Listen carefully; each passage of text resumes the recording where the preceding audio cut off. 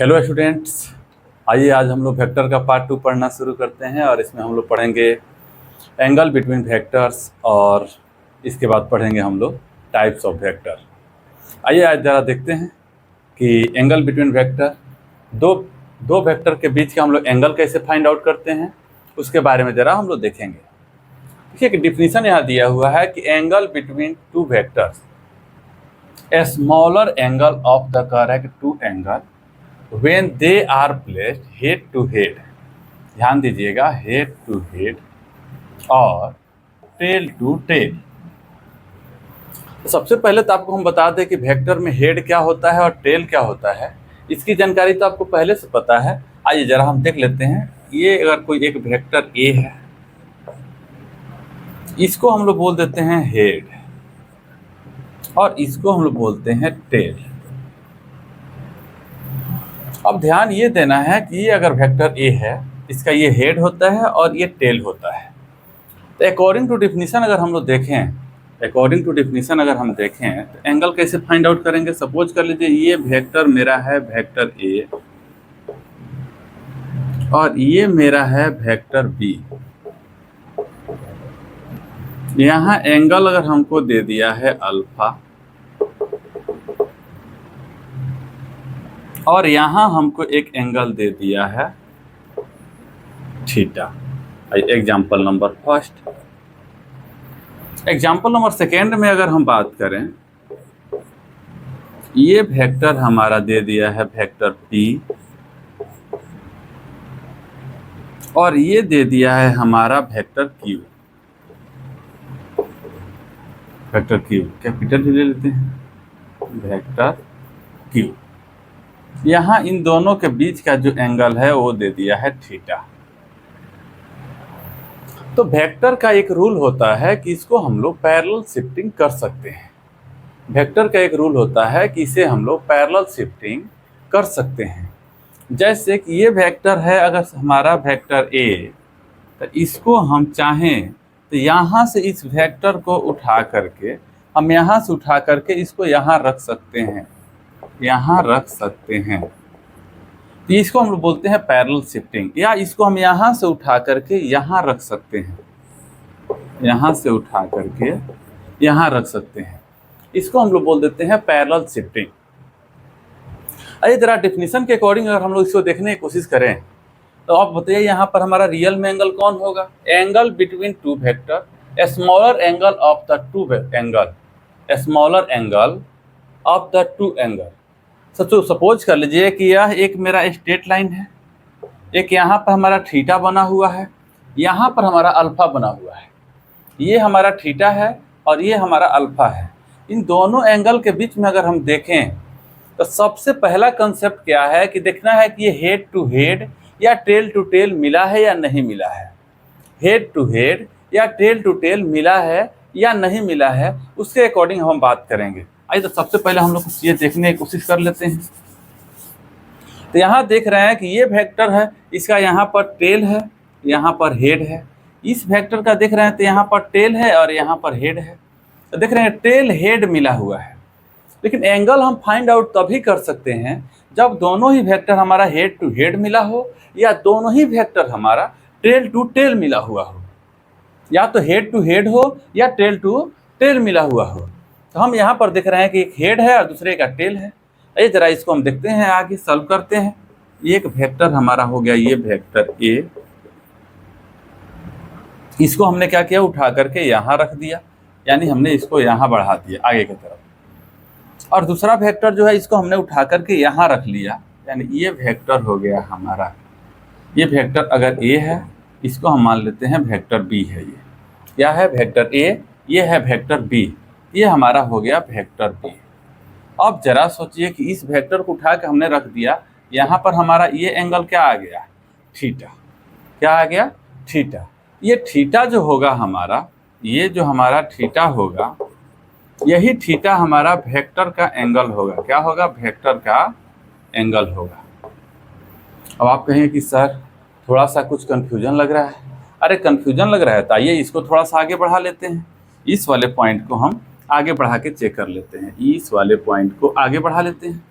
अब जरा देखिए, तो इसको अब हम क्या करेंगे, साइड में रहने दीजिए। अब ये एंगल और ये एंगल को चेक कर लीजिए, दोनों में कौन सा एंगल छोटा एंगल है।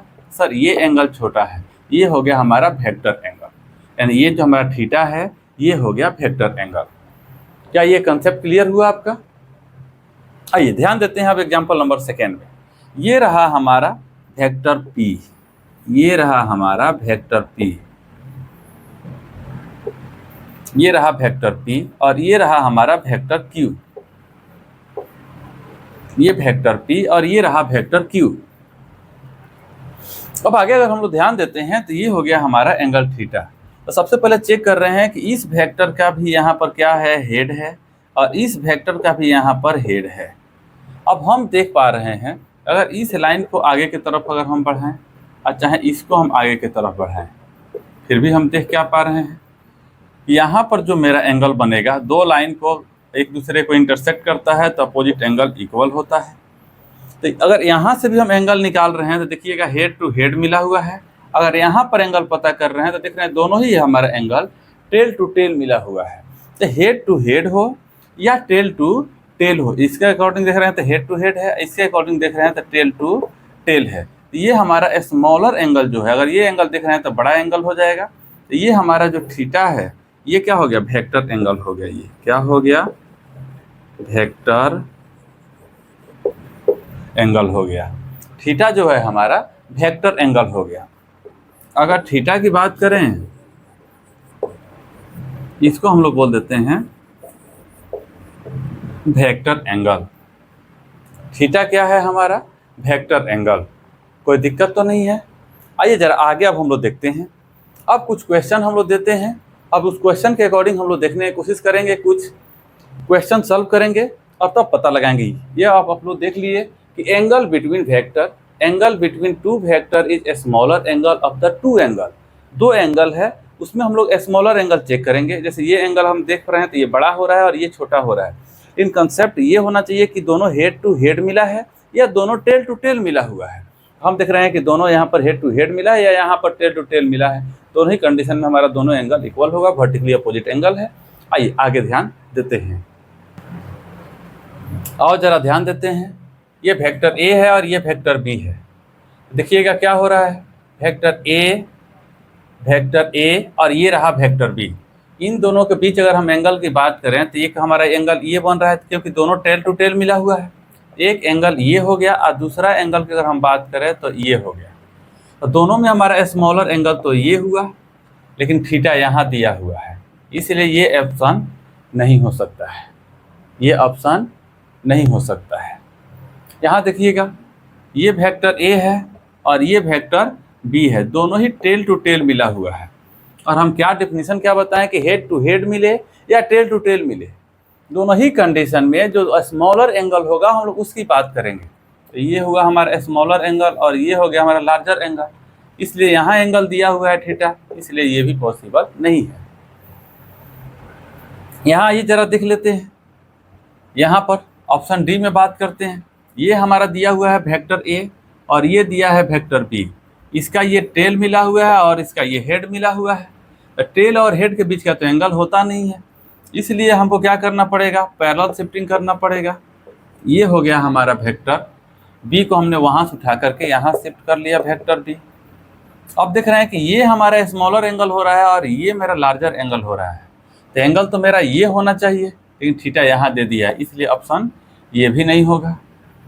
ऑप्शन सी पर बात करें, ये रहा वेक्टर ए और ये रहा मेरा वेक्टर बी। तो देख रहे हैं कि ये भी हमारा हेड और हेड से मिला हुआ है। हेड और हेड के बीच में एक ये एंगल बन रहा है और दूसरा एंगल मेरा ये बन रहा है। ये मेरा स्मॉलर एंगल है, इसलिए मेरा ऑप्शन सी सही है। चलिए आगे देखते हैं नेक्स्ट क्वेश्चन। आइए देखते हैं, क्वेश्चन सॉल्व करना है हम लोगों को। वेक्टर ए दिया हुआ है हमको, ये दिया हुआ है वेक्टर बी, ये दिया हुआ है वेक्टर सी और ये दिया हुआ है वेक्टर डी। सारा find the angle between vector A and B, B and C, C and D और डी एंड बी। डी और बी के बीच में हमको वेक्टर का पता लगाना है। आइए जरा देखते हैं, इसका सॉल्यूशन करते हैं। देखिएगा इसका हम लोग सॉल्यूशन कर लेते हैं। अब ये रहा मेरा वेक्टर बी, ध्यान दीजिएगा, ये हो गया वेक्टर बी, ये हो गया हमारा वेक्टर ए, ये हो गया हमारा वेक्टर डी, और ये हो गया हमारा वेक्टर सी। इसके और यहाँ पर एंगल दे दिया है 30 डिग्री। अगर यहाँ बात करें तो यहाँ हमारा एंगल दे दिया है 60 डिग्री। ये देख रहे हैं कि पूरा वर्टिकल है, ये हॉरिजॉन्टल है, इसके बीच में एंगल है 90 डिग्री। अब हमसे कह रहा है कि ए और बी के बीच का वेक्टर बताएं, एंगल बताएं। देखिए एंगल बिटवीन, क्या लिखेंगे कि angle between vector A and vector B. देखिएगा vector A and vector B दोनों के बीच का एंगल हमारा कितना आ जाएगा, 90 डिग्री। अब फिर देख लेते हैं एंगल बिटवीन क्या पूछ रहा है, ए और बी के बाद क्या बी और सी। कह रहा है बताइए वेक्टर बी और वेक्टर सी के बीच का एंगल क्या हो जाएगा। तो बी एंड वेक्टर सी। अब जरा देखिएगा वेक्टर बी और सी के बीच का एंगल कितना हो जाएगा। ये 90 है और ये कितना हो गया मेरा, यानी अब हमको यहाँ से लेकर यहाँ तक एंगल चाहिए। ये हो जाएगा 90 + 30, 90 + 30 इक्वल टू हो जाएगा 120 डिग्री। पहले देख लीजिएगा कि हमारा वेक्टर जो है टेल टू टेल मिला हुआ है। कितना भी वेक्टर है टेल टू टेल मिला हुआ है, टेल टू टेल मिले या हेड टू हेड मिले, वेक्टर का एंगल निकालना हमारे लिए इजी हो जाएगा। इजी का वही रूल ही है हमारा। फिर देखते हैं एंगल बिटवीन, अब वेक्टर क्या हो जाएगा सी एंड डी। तो vector C and vector D, क्या सी और डी के बीच का एंगल निकालना है।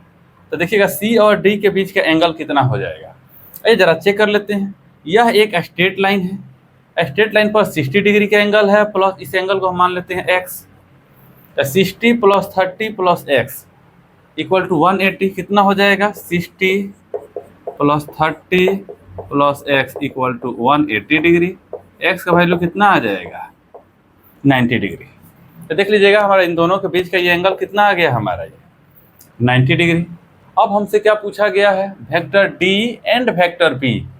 ये रहा वेक्टर डी और ये रहा हमारा एंगल बी। तो ज़रा चेक कर लीजिएगा ये कितना हो गया हमारा, ये हो गया मेरा 90 डिग्री और ये हो गया 60 डिग्री। और इन दोनों के बीच में इधर का एंगल देखें तो रिफ्लेक्स एंगल, ये बहुत बड़ा एंगल हो जाएगा। तो इसलिए हम लिखेंगे कि angle between vector D and vector क्या हो जाएगा B equal to 90 + 60 equal to 150 degree. कितना हो जाएगा 150 डिग्री। चलिए तो ध्यान दीजिएगा, अगर कोई दिक्कत हो तो पूछ लीजिएगा कमेंट बॉक्स में। आइए देखते हैं next.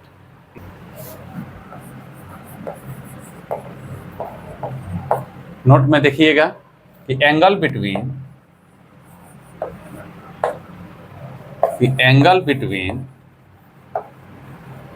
To vector is, angle between to vector is, देखिएगा थीटा का वैल्यू कहाँ से कहाँ होगा हमारा, ये जो एंगल होगा,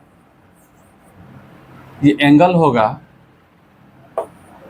ये लेस या इक्वल हो जाएगा किससे 180 और ग्रेटर इक्वल क्या हो जाएगा हमारा 0। आप देख भी सकते हैं कि यहाँ भी कोई भी एंगल आया हुआ है हमारा दो वेक्टर के बीच में, तो कितना आया हुआ है 180 से छोटा आया हुआ है और 0 से क्या आया हुआ है बड़ा आया हुआ है। चलिए आगे ध्यान देते हैं। आइए अब हम लोग देखते हैं कुछ टाइप्स ऑफ वेक्टर के बारे में। सबसे पहले हम लोग को देखना है इक्वल वेक्टर। ये इक्वल वेक्टर क्या होता है इसके बारे में देखेंगे हम लोग। ऐसा वेक्टर होता है कि जिसका मैग्नीट्यूड सेम हो, जिसका मैग्नीट्यूड क्या हो सेम हो, उसको हम लोग बोल देते हैं इक्वल वेक्टर। जैसे सपोज कर लो ये वेक्टर ए है और ये वेक्टर हमारा बी है। अगर दोनों वेक्टर का क्या है, मैग्नीट्यूड सेम है और दोनों का डायरेक्शन सेम है, दोनों का मैग्नीट्यूड सेम है और डायरेक्शन सेम है, इसको हम लोग बोल देते हैं इक्वल वेक्टर। यानी दो वेक्टर को हम लोग इक्वल वेक्टर तब बोलते हैं जब दोनों का मैग्नीट्यूड और डायरेक्शन सेम हो, उसको हम लोग बोल देते हैं इक्वल वेक्टर। अब देखिए सेकेंड कह रहा है कि पैरेलल वेक्टर। ये पैरेलल वेक्टर क्या होता है? तो पैरेलल वेक्टर के बारे में अगर बात करें, ये पैरेलल वेक्टर होता है कि दो वेक्टर जिसका डायरेक्शन सेम हो, वेक्टर ए और वेक्टर बी, दोनों का डायरेक्शन सेम हो। मैग्नीट्यूड की कोई गारंटी नहीं है, मैग्नीट्यूड सेम भी हो सकता है और डिफरेंट भी हो सकता है, बट डायरेक्शन अगर सेम है तो उसको हम लोग कहते हैं पैरेलल वेक्टर। इसको हम लोग ऐसे भी लिख सकते हैं कि वेक्टर ए और ये हो गया वेक्टर बी, ये दोनों भी हमारा पैरेलल वेक्टर है। वेक्टर ए और वेक्टर बी ये पैरेलल वेक्टर में आते हैं। अब हो गया तीसरा हमारा, तीसरा कहते हैं anti parallel vector. Anti parallel vector क्या होता है? दो वेक्टर होंगे, एक हो जाएगा वेक्टर पी और दूसरा हो जाएगा वेक्टर क्यू, दूसरा वेक्टर हो जाएगा क्यू। अब हम लोग एक चीज देख पा रहे हैं कि दोनों का डायरेक्शन अपोजिट है, यानी दो वेक्टर अगर दोनों का डायरेक्शन अपोजिट हो उसको एंटी पैरेलल वेक्टर कहते हैं। एक वेक्टर का डायरेक्शन देखिए ये डायरेक्शन रहा और दूसरे का डायरेक्शन हमारा ये रहा, यानी एंटी पैरेलल रहा। जब ये एंटी पैरेलल रहा इसको हम लोग बोल देते हैं अपोजिट वेक्टर या एंटी पैरेलल वेक्टर। तो पहला हमने देखा इक्वल वेक्टर क्या होता है, तो दो वेक्टर जिसका मैग्नीट्यूड और डायरेक्शन सेम होता है इसको इक्वल वेक्टर बोलते हैं। पैरेलल वेक्टर क्या होता है, तो दो वेक्टर जिसका मैग्नीट्यूड क्या हो, मैग्नीट्यूड सेम हो सकता है या डिफरेंट हो सकता है, पर उसका डायरेक्शन क्या होगा, सेम होगा, उसको बोल देते हैं parallel vector. Anti parallel vector क्या होता है, दो वेक्टर जिसका मैग्नीट्यूड अपोजिट हो, दो वेक्टर जिसका मैग्नीट्यूड अपोजिट हो उसको एंटी पैरेलल वेक्टर बोलते हैं। अब बच गया हमारा जीरो वेक्टर या नल वेक्टर। तो जिसका मैग्नीट्यूड क्या हो जाए, ऐसा वेक्टर जिसका मैग्नीट्यूड जीरो हो जाए, मैग्नीट्यूड क्या हो जाए, जीरो हो जाए, उसको हम लोग बोल देते हैं जीरो वेक्टर। ऐसा वेक्टर जिसका मैग्नीट्यूड जीरो हो जाए उसको हम लोग बोल देते हैं जीरो वेक्टर। सपोज कर लीजिए कि एक ऑब्जेक्ट है, इस पर हम लगा रहे हैं 5 न्यूटन का फोर्स, 5 न्यूटन का फोर्स लगा रहे हैं। इसी पर एक हम लगा रहे हैं इधर से 5 न्यूटन का फोर्स। देखिए दोनों एक दूसरे का अपोजिट डायरेक्शन में है, अगर एक को पॉजिटिव मानेंगे तो दूसरा वैल्यू निगेटिव हो जाएगा, दोनों का सम क्या आ जाएगा, जीरो। इसको हम लोग बोल देते हैं जीरो वेक्टर या नल वेक्टर। अब निगेटिव वेक्टर क्या होते हैं, निगेटिव वेक्टर, आइए ध्यान देते हैं कि निगेटिव वेक्टर क्या होते हैं। दो वेक्टर अगर अपोजिट डायरेक्शन में लग रहे हैं, दो वेक्टर अगर अपोजिट डायरेक्शन में लग रहे हैं तो इसको हम लोग बोल देते हैं निगेटिव वेक्टर। अगर दो वेक्टर जो हैं अगर अपोजिट डायरेक्शन में लग रहे हैं इसको हम लोग बोल देते हैं निगेटिव वेक्टर। आइए ध्यान देते हैं, आइए देखते हैं आगे हमारा वेक्टर होता है ये कोलिनियर वेक्टर।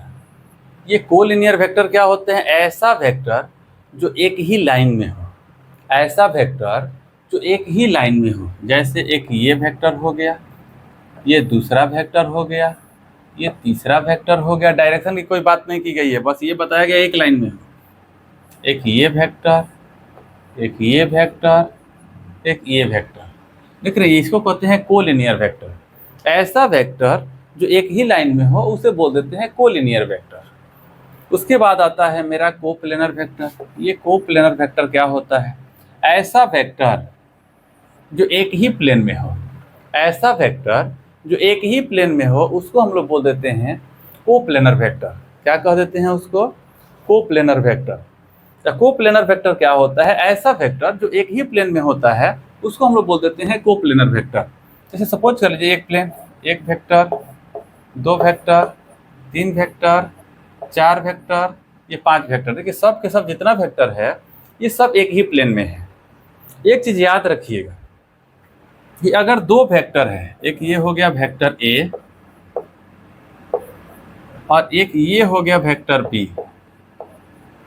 दो वेक्टर है तो ये कंफर्म है कि वो कोप्लेनर होगा, वो एक ही प्लेन में होगा। किसमें होगा? एक ही प्लेन में होगा, वो एक ही प्लेन में होगा। लेकिन अगर तीन वेक्टर है तो इसकी कोई गारंटी नहीं है कि एक ही प्लेन में होगा। आइए जरा एग्जांपल के तौर पर हम लोग देखने की कोशिश करते हैं। एग्जांपल के तौर पर देखने की कोशिश करते हैं। आइए देखते हैं, ये दो है और एक इसको ले लेते हैं। एक ये वेक्टर है और एक ये वेक्टर है। देखिएगा, इसको अगर हम बात करें तो ऐसे रखें तब भी एक प्लेन में है, ऐसे रखें तब भी एक प्लेन में है, ऐसे रखें तब भी एक प्लेन में आ रहा है। एक प्लेन में आ रहा है, एक्स और वाई दो प्लेन में ऐसे रख रहे हैं तब भी हमारा एक प्लेन में आ रहा है। लेकिन अगर तीन ले लिए, देखिए तो तीन ले लिए वेक्टर, तो वेक्टर देखिएगा एक प्लेन में आ गया। तो तीन वेक्टर है तो एक प्लेन में हो भी सकता है। और ऐसे ले लिए, ये एक अलग प्लेन हो गया और यह एक अलग प्लेन हो गया। तो दो वेक्टर है तो ये कंफर्म है कि वो एक ही प्लेन में होगा। लेकिन तीन वेक्टर है तो इसकी कोई गारंटी नहीं है कि वो एक ही प्लेन में होगा। ये देख रहे हैं, ये वेक्टर और ये वेक्टर दोनों एक प्लेन में है, ये वेक्टर और ये वेक्टर दोनों एक प्लेन में है।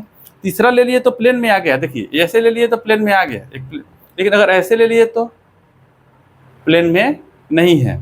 इसलिए अगर दो वेक्टर है तो एक ही प्लेन में होगा।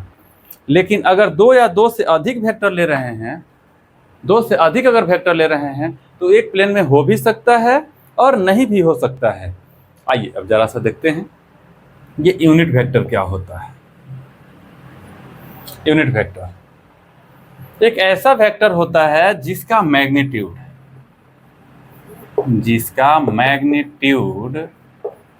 1 होता है, जिसका मैग्नीट्यूड 1 होता है। इसको हम लोग बोल देते हैं यूनिट वेक्टर। अब ये यूनिट वेक्टर क्या होता है जरा ये देख लेते हैं। तो वेक्टर ए की अगर बात करें, ये होता है magnitude of vector A into unit vector. A के ऊपर जो कैप लगा देते हैं। अब देखिएगा जो हमारा ये जो वेक्टर है, इस वेक्टर का तो मतलब होता है कि इसमें मैग्नीट्यूड है और प्लस में डायरेक्शन है। लेकिन ये क्या बताता है, हमारा मैग्नीट्यूड है ये, और ये यूनिट वेक्टर हमें क्या देता है? तो यूनिट वेक्टर हमको डायरेक्शन देता है। यानी अगर हमें यूनिट वेक्टर निकालना हो तो बताओ यूनिट वेक्टर कितना हो जाएगा? तो vector A upon mod vector A. And unit vector अगर हमको निकालना हो तो कितना हो जाएगा हमारा? वेक्टर ए और बाई में कितना हो जाएगा? Mod vector A. ये हमारा जो होता है यूनिट वेक्टर, इसका काम सिर्फ और सिर्फ ये डायरेक्शन बताता है। ये तय करेगा कि वेक्टर एक्स एक्सिस में है कि वाई एक्सिस में है या जेड एक्सिस में है। ये हमारा यूनिट वेक्टर का काम होता है। अब आइए जरा देख लेते हैं ये हमारा ऑर्थोगोनल वेक्टर क्या होता है। ऑर्थोगोनल वेक्टर ये तो हम लोग देख चुके हैं इधर। आइए जरा ऑर्थोगोनल के बारे में हम लोग देखना शुरू करते हैं। दो वेक्टर, सपोज कर लीजिए कि एक वेक्टर ये हो गया वेक्टर ए और ये हो गया हमारा वेक्टर बी। अगर दो वेक्टर के बीच में 90 डिग्री का एंगल बनता हो, दो वेक्टर है वेक्टर ए और वेक्टर बी, तो वेक्टर ए और वेक्टर बी के बीच में अगर 90 डिग्री का एंगल बनता हो तो ऐसे वेक्टर को ऑर्थोगोनल वेक्टर कहते हैं। ऐसे वेक्टर को हम लोग ऑर्थोगोनल वेक्टर कहते हैं। कोई दिक्कत नहीं। आगे ध्यान देते हैं। इसमें इतना ही देखना था कि दो वेक्टर के बीच का अगर 90 डिग्री का एंगल बने इसको ऑर्थोगोनल कहते हैं। ऑर्थो का मतलब ही होता है ऑर्थोगोनल। ऑर्थोगोनल मतलब 90 डिग्री से यहाँ मतलब है हम लोग का। अब डॉक्टर ऑर्थो वाला बात मत करिएगा आप लोग, वो हड्डी रोग विशेषज्ञ होते हैं। हाँ, कंकरेंट वेक्टर। कंकरेंट वेक्टर क्या होता है कि ऐसा वेक्टर जो एक ही पॉइंट से निकलता हो। क्या करता हो? एक ही पॉइंट से निकलता हो। Vector A, vector B, vector C, ये जितना भी वेक्टर है अगर सभी के सभी वेक्टर एक ही पॉइंट से निकलता हो इसको हम लोग बोलते हैं कंकरेंट वेक्टर। ऐसे वेक्टर को बोल देते हैं कंकरेंट वेक्टर, इसलिए कि सभी एक ही पॉइंट से निकल रहे हैं। इसको हम लोग बोल देते हैं कंकरेंट वेक्टर। तो अभी हम लोगों ने देखा, आज के वीडियो में हम लोगों ने पढ़ा है एंगल बिटवीन वेक्टर, उसके बारे में आपको हमने बताया था कि दो वेक्टर के बीच का एंगल जो होता है उसको निकालने के लिए हम देखते हैं कि दोनों वेक्टर हेड टू हेड या टेल टू टेल मिला हुआ है। उसके बीच का जो स्मॉलर एंगल जो होता है वही हमारा वेक्टर का एंगल होता है। पर कंडीशन ये है कि दोनों वेक्टर हेड टू हेड मिला हुआ होना चाहिए या टेल टू टेल मिला हुआ होना चाहिए। दूसरा हम लोगों ने देख लिया, उस पर हम लोगों ने कुछ क्वेश्चन भी देखा। अभी हम लोगों ने देखा कि टाइप ऑफ वेक्टर, तो वेक्टर का पूरा टाइप हम लोगों ने देखा, 10 गो टाइप हम लोगों ने देख लिया है। ऐसा वीडियो देखने के लिए हमारे साथ बने रहें और चैनल को लाइक और सब्सक्राइब करना ना भूलें। तब तक के लिए थैंक्स।